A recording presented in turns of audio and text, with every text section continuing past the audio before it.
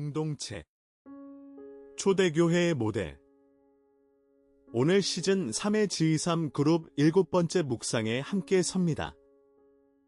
한 사람과 한 사람 사이의 관계를 다 살펴본 다음 이제 우리는 그 관계들이 모여 새로운 차원을 이루는 자리에 함께 섭니다. 공동체의 자리. 한 식탁에 둘러앉은 다양한 얼굴들. 사도행전 2장의 초대교회를 토대로 함께 묵상합니다. 사도행전 2장의 한 줄이 공동체의 가장 깊은 결을 우리에게 보여줍니다. 그들이 사도의 가르침을 받아 서로 교제하고 떡을 떼며 오로지 기도하기를 힘쓰니라. 사도행전 2장 42절. 이 한 줄에 초대교회 공동체의 네 기둥이 압축되어 있습니다. 사도의 가르침, 서로 교제, 떡을 떼며, 그리고 오로지 기도하기. 이 네 결이 한자리에 함께 있을 때 비로소 한 공동체가 자라났습니다. 그러나 여기서 우리가 새겨야 할 한 가지가 있습니다.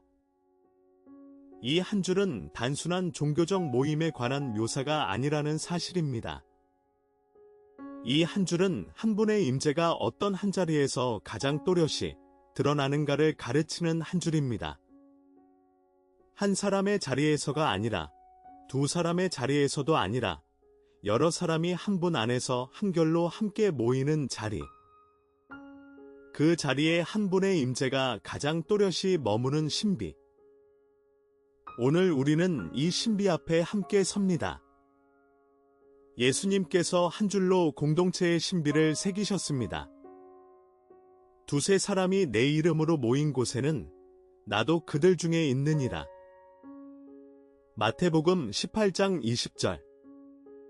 이 한 줄이 매우 단순해 보이지만 그 안에 결정적인 신비가 있습니다. 여기서 핵심 단어는 모인 곳입니다. 그저 두세 사람이 같은 공간에 함께 있다는 것이 아니라 그들이 한 분의 이름으로 모인 자리. 이 자리에 예수님께서 친히 함께 계신다는 약속입니다.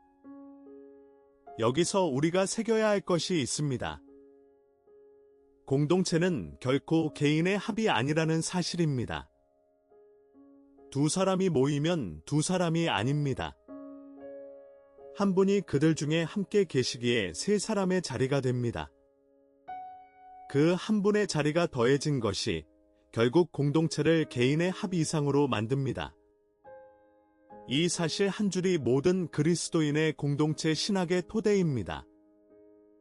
공동체는 단순히 사람들이 함께하는 자리가 아니라 한 분의 임재가 가장 또렷이 머무는 한결의 자리입니다. 모임과 공동체에는 결정적인 결의 차이가 있습니다. 한쪽은 모임입니다. 같은 공간에 사람들이 함께 있는 자리.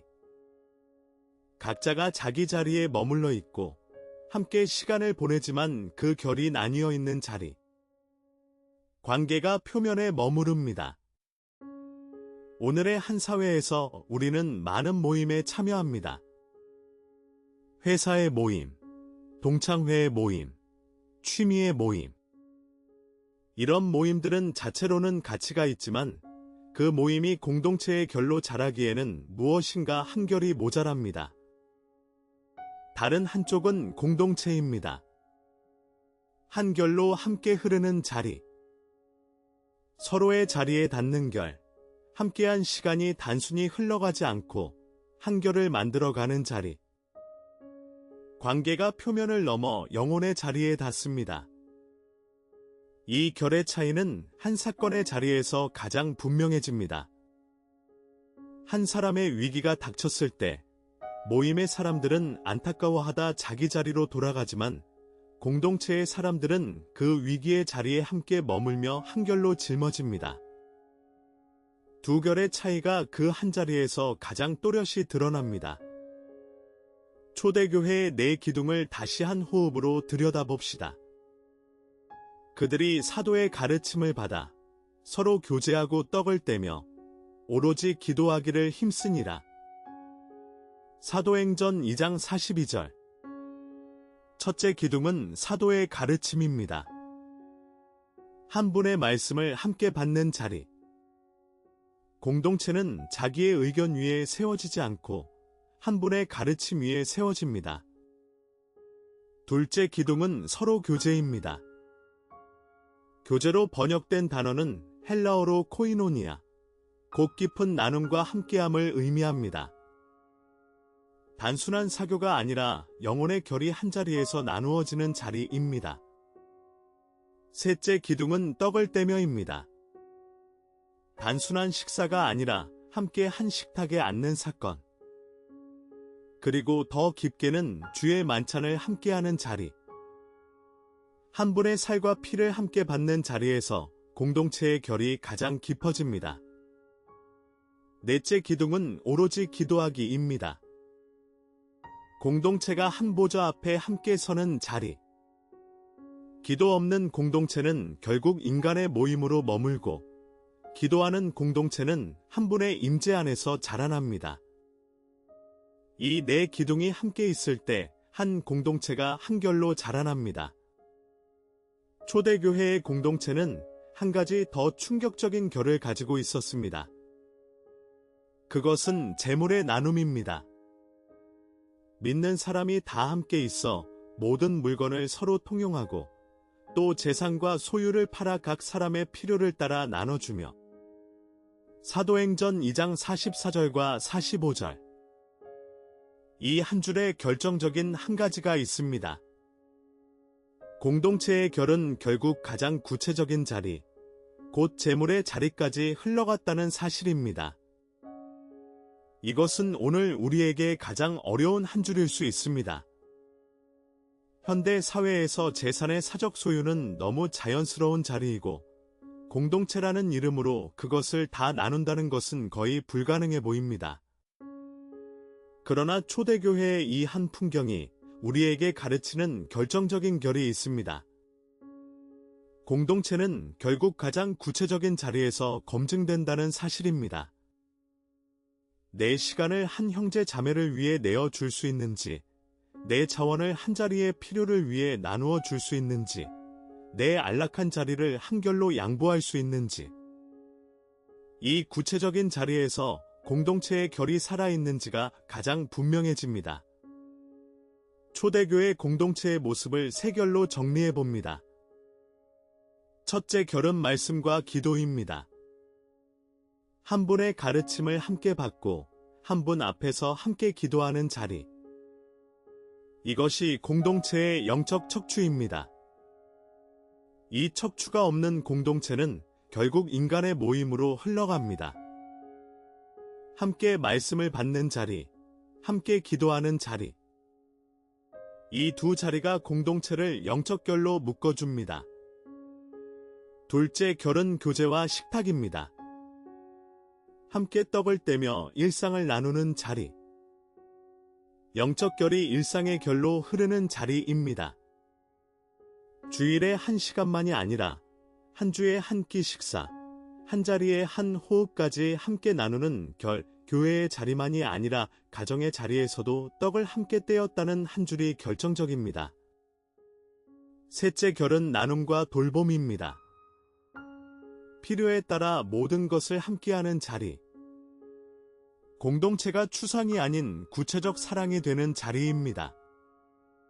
한 형제 자매의 필요가 곧 모두의 필요가 되고, 한 자리의 결핍이 곧 모두의 책임이 되는 결, 세 결이 함께 살아있을 때, 공동체는 한 식탁에 둘러앉은 다양한 얼굴들의 신비가 됩니다.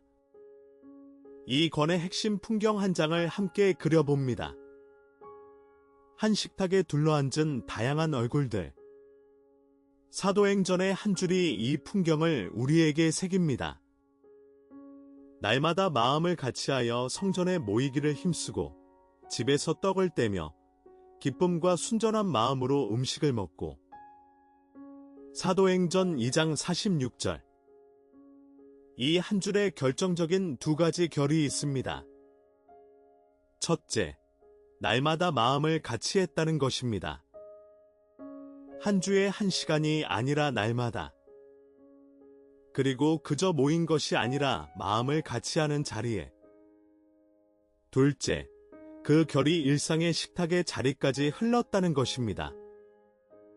집에서 떡을 떼며 기쁨과 순전한 마음으로 음식을 먹고, 초대교회의 공동체는 거룩한 자리와 일상의 자리가 분리되지 않았습니다.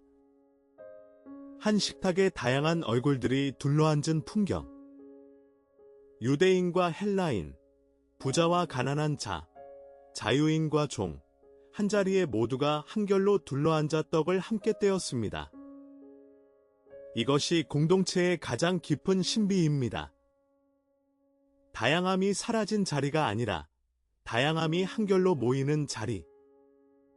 각자의 얼굴이 살아있대 한 식탁에 함께 둘러앉은 풍경. 이 풍경 한 장이 오늘 우리의 공동체의 한 결정적 거울입니다. 그러나 초대교회 공동체도 갈등으로부터 자유롭지 못했습니다. 사도행전의 또 한 줄이 우리에게 정직한 사실을 가르칩니다. 그때의 제자가 더 많아졌는데 헬라파 유대인들이 자기의 과부들이 매일의 구제에 빠짐으로 히브리파 사람을 원망하니. 사도행전 6장 1절.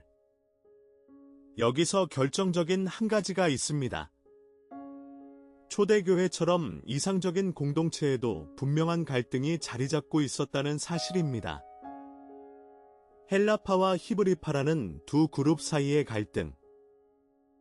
구제의 결에서 한 그룹이 다른 그룹을 원망한 자리. 이것은 우리에게 한 가지 위로를 줍니다. 오늘 우리의 공동체에 갈등이 있다고 해서 그것이 그 공동체가 거짓이라는 표시가 결코 아니라는 사실입니다. 가장 이상적인 초대교회에도 갈등이 있었습니다. 그러나 더 중요한 것은 그 다음 이야기입니다. 초대교회는 그 갈등을 숨기지 않았습니다. 정직하게 인정하고, 함께 분별하고, 함께 해결의 자리로 나아갔습니다.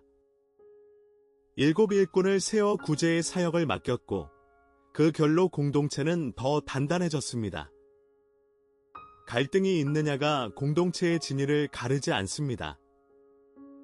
그 갈등을 어떻게 통과하느냐가 그 공동체의 결을 결정합니다. 공동체에는 두 결이 있습니다. 한쪽은 갈등을 숨기는 공동체입니다. 겉으로는 평화로워 보입니다. 갈등이 표면에 드러나지 않고 모든 것이 매끄럽게 흘러가는 것처럼 보입니다. 그러나 안으로는 골마갑니다. 한자리 한자리에서 작은 불만들이 자리를 잡고 한 사람 한 사람의 마음 안에서 작은 거리가 자라기 시작합니다. 이 결이 오랫동안 이어지면 결국 한자리에서 무너집니다. 한 사건이 도화선이 되어 그동안 쌓여있던 갈등이 한꺼번에 터지는 자리. 이때 공동체는 회복하기 어려운 자리에 이를 수 있습니다. 다른 한쪽은 갈등을 통과하는 공동체입니다. 갈등을 정직하게 인정하는 자리. 한자리에 모여 한결로 분별하고 함께 결정합니다. 이 결의 자리는 짧은 시간 안에서는 불편할 수 있습니다. 갈등의 자리는 결코 편한 자리가 아니기 때문입니다. 그러나 그 갈등을 한결로 통과한 다음, 공동체는 그 갈등을 통해 오히려 더 깊어집니다. 위기에서 더 단단해지는 결 두 공동체는 외형으로는 둘 다 공동체처럼 보일 수 있지만 위기의 자리에서 그 결의 차이가 가장 또렷이 드러납니다. 사도행전은 초대교회 공동체의 결과를 한 줄로 새깁니다. 주께서 구원받는 사람을 날마다 더하게 하시니라. 사도행전 2장 47절. 여기서 결정적인 한 단어가 있습니다. 주께서. 공동체가 자란 결은 결국 사람의 노력이 아니었습니다. 주께서 사람들을 그 공동체로 이끄셨습니다. 이것이 결정적입니다. 건강한 공동체는 스스로 사람을 끌어모으는 자리가 아닙니다. 그것은 한 분의 임재가 머무는 자리이며 그 한 분의 임재가 사람들을 그 자리로 이끄는 결의 자리입니다. 그러므로 공동체가 자라지 않을 때 우리가 먼저 점검해야 할 것은 그 공동체의 한 분의 임재가 한결로 자리 잡고 있는가입니다. 전략이나 프로그램이 아니라 한 분 앞에서의 진실한 예배와 정직한 사랑의 결, 이것이 살아있을 때 공동체는 자기를 위해 애쓰지 않아도 자라납니다. 그리고 한 분이 함께 하시는 자리는 결코 한 사람의 자리에 머무르지 않습니다. 한 분의 임재가 한결로 자리 잡은 공동체는 자연스럽게 외연으로 확장되어 갑니다. 공동체의 한 결로 머무는 세 자리를 함께 봅니다. 첫째 자리는 출석입니다. 히브리서의 한 줄이 이 자리를 가르칩니다. 모이기를 패하는 어떤 사람들의 습관과 같이 하지 말고 오직 권하여 그날이 가까움을 볼수록 더욱 그리하자. 공동체의 첫 결은 그 자리에 함께 있는 자리입니다. 주일의 자리, 한 주의 만남의 자리, 한 결의 모임의 자리. 있어야 할 자리에 있는 결이 공동체의 가장 기본 결입니다.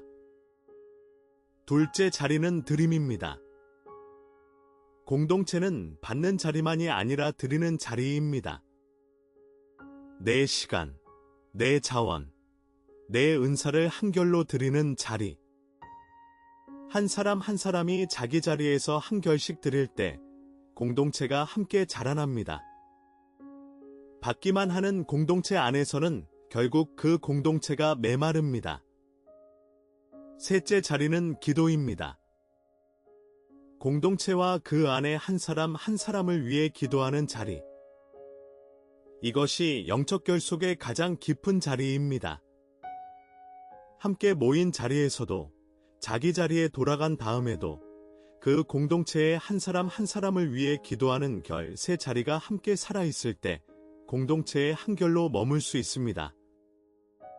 마지막으로 한 가지 더 깊은 결을 함께 새깁니다. 사도 바울은 골로새 교회에 한 줄을 남겼습니다. 그는 몸인 교회의 머리시라.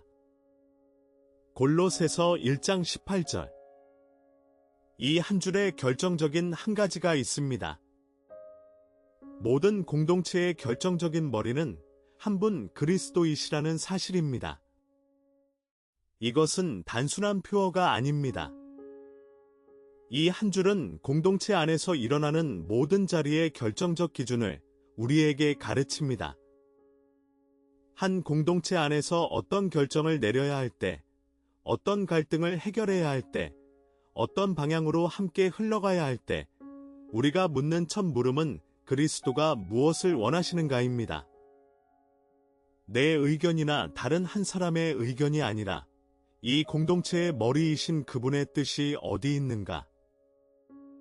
이 물음이 살아있는 자리에서 공동체는 한결로 흐를 수 있습니다. 그리스도가 머리이신 한 공동체는 결코 한 인간의 자리에 매여 있지 않습니다. 그것은 한 분의 임재가 자리 잡은 한 식탁이며 그 한 식탁에 둘러앉은 다양한 얼굴들이 한결로 함께 흐르는 신비입니다. 그러므로 오늘 우리가 한 공동체의 자리에 있다면 그 자리에서 가장 자주 우러러보아야 할 분은 한 분 그리스도이십니다. 여기서 잠시 우리가 선 자리를 함께 봅니다. 시즌 3의 5주째, 12관계의 매트릭스. 오늘 우리는 G23 그룹의 7번째 자리.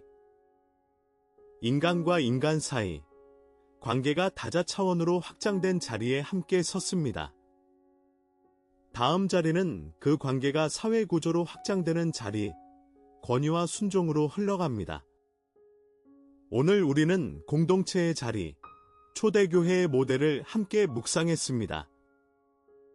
공동체가 개인의 합 이상이라는 사실, 사도의 가르침, 교제 떡대기, 기도라는 내 기둥, 그리고 갈등을 숨기지 않고 정직하게 통과하는 공동체의 결을 함께 새겼습니다. 이 신비를 한 줄로 새깁니다. 한 식탁에 둘러앉은 자리에서 오늘도 한 결로 함께 흐릅니다. 예수님의 한 줄로 마칩니다. 두세 사람이 내 이름으로 모인 곳에는 나도 그들 중에 있느니라. 마태복음 18장 20절. 다음 회에는 관계가 사회구조로 확장되는 자리, 권위와 순종을 함께 묵상합니다. 직장과 사회의 관계.